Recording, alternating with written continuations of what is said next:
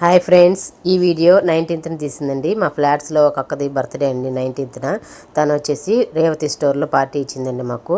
Revathi store చూడండి, చాలా బాగుంది.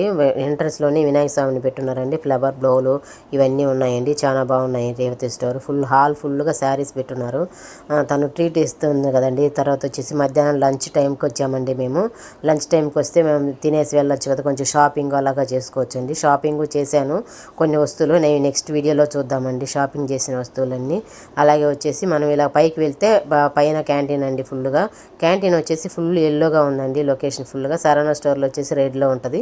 ఇది వచ్చేసి ఫుల్గా ఎల్లో ఉందండి, చాలా బాగుందండి.